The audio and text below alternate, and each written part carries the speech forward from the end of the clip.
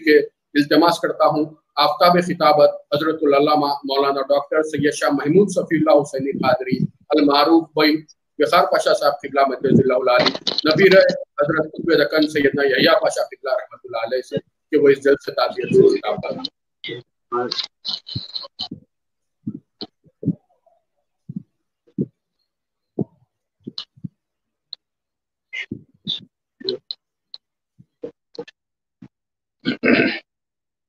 السلام علیکم ورحمۃ اللہ وبرکاتہ۔ وعلیکم السلام۔ الحمدللہ رب العالمین والعاقبۃ للمتقین والصلاۃ والسلام علی سید الانبیاء والمرسلین وعلی آلہ الطیبین الطاہرین واصحابہ اجمعین، اما بعد فاعوذ باللہ من الشیطان الرجیم، بسم اللہ الرحمن الرحیم۔ والذین جاہدوا فینا لنہدینہم سبلنا، صدق اللہ مولانا العظیم وصدق وبلغنا رسولہ النبی الامین الکریم ونحن علی ذلک لمن الشاہدین والشاکرین، صلی اللہ تعالی علی خیر خلق سیدنا محمد وآلہ وصحبہ اجمعین۔ ناظرین و سامعین اکرام، یہ نشست آج برادر معظم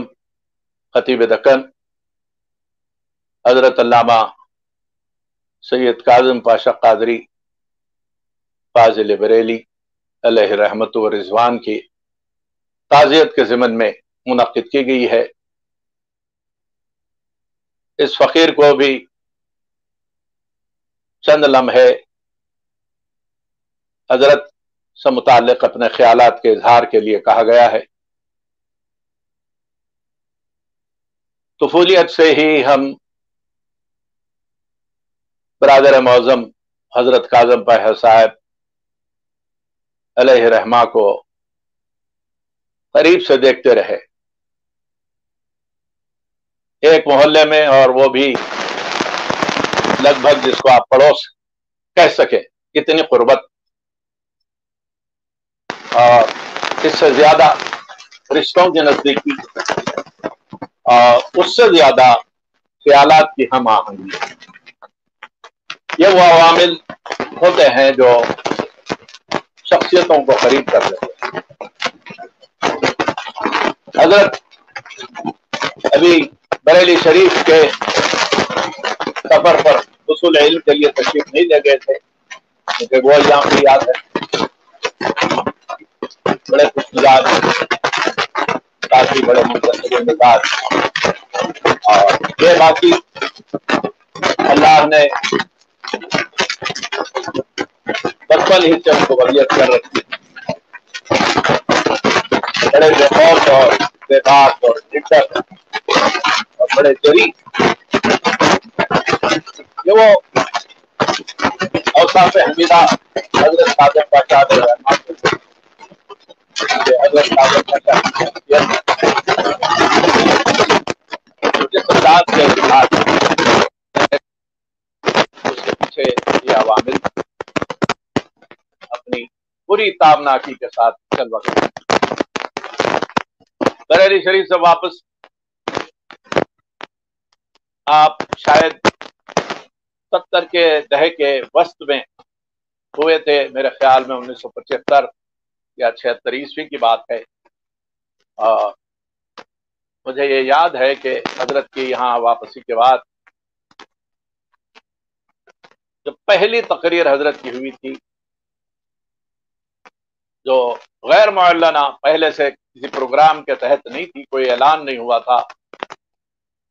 میرے دادا حضرت جد امجد حضرت یحییٰ پاشا قبلہ علیہ رحمت و رضوان کا عرس تھا، حضرت تشریف لائے تھے۔ دنیا کو معلوم ہے کہ بہت بڑا اجتماع وہاں عرس میں ہوتا ہے، تو ہم نے اس موقع کو غنیمت جانا اور حضرت سے میں اور میرے برادر معظم حضرت مولانا ڈاکٹر سید عبدالقادر حسینی دستگیر پاشا صاحب علیہ رحمت و رضوان نے حضرت سے یہ خواہش کی کہ آپ اس موقع پر خطاب فرمائیں۔ حضرت نے بندہ پیشانی کے ساتھ ہماری اس خواہش کو قبول فرمایا۔ مختصر لیکن بڑا جامع اور بڑا ایمان افروز خطاب عرس کے موضوع پر حضرت نے فرمایا تھا۔ اس کے بعد پہلی مرتبہ میں نے बाज़ाब्ता किसी जलसे में जो हजरत को समाअत किया था, वो जलसा आहत हजरत मूसा कादिर क़िबला क़ुद्दस सिर्रुल अज़ीज़ में मुनक़्क़दा जलसा, जिसके बारे में मैं ये कह सकता हूँ कि इस जलसे के इनेकाद से पहले ही मैंने ख्वाब देखा था, और जब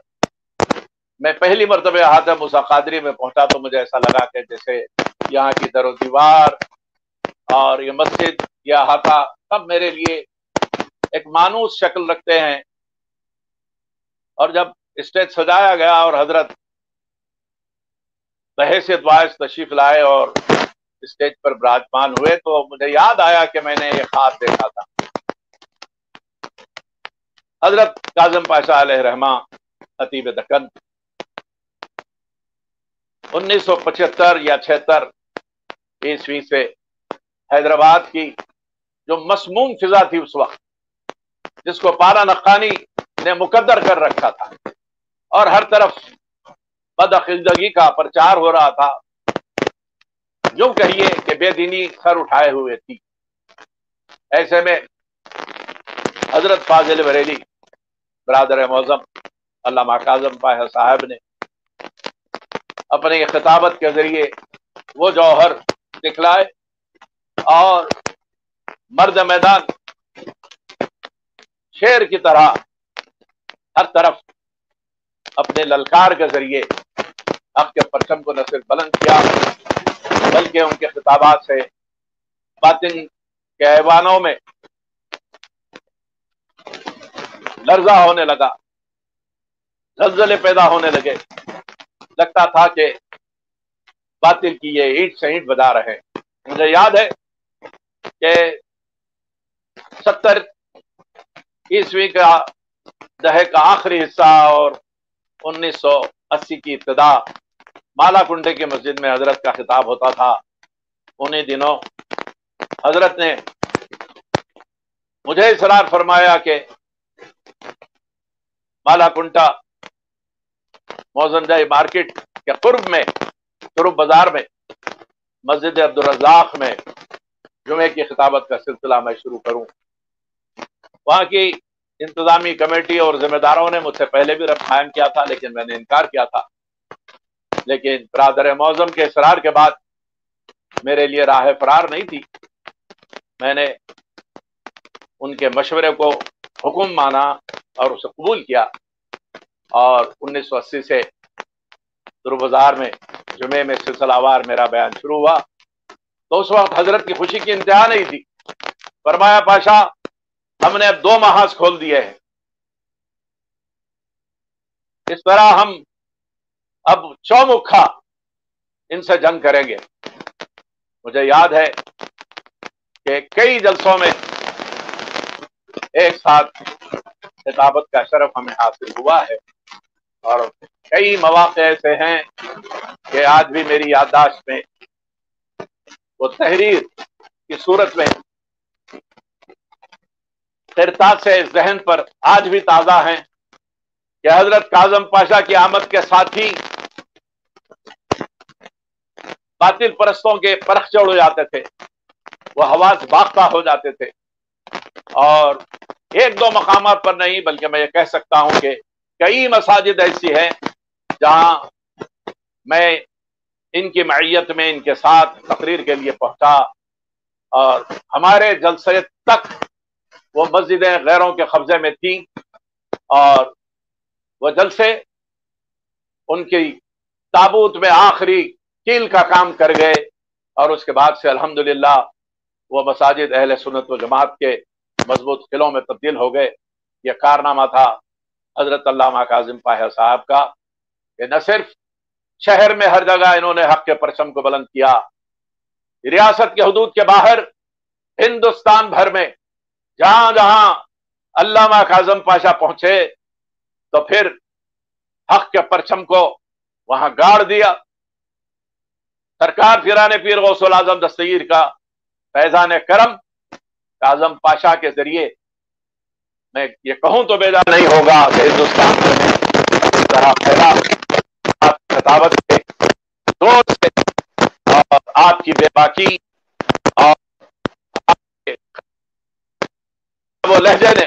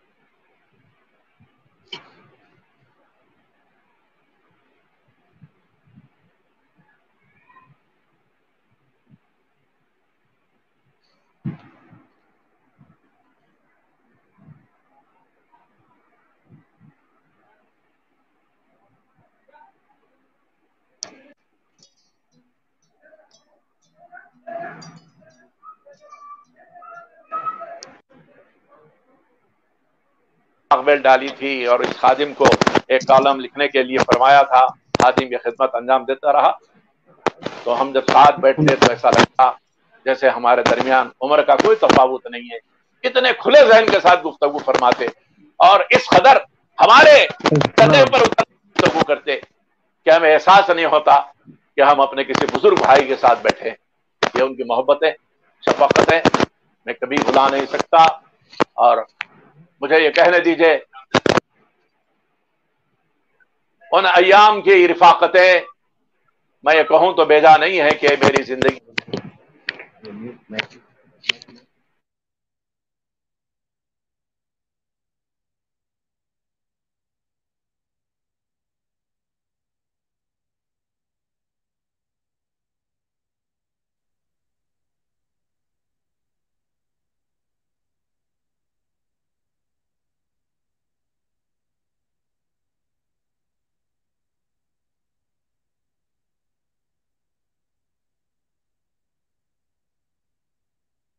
करता था, बल्कि हमारा न सिर्फ देरीना लगाव था बल्कि कल्बी लगाव था। मुझे ये कहने दीजिए कि मोहब्बतों के रिश्ते इतने मुस्तहकम थे कि हमने कभी आपस में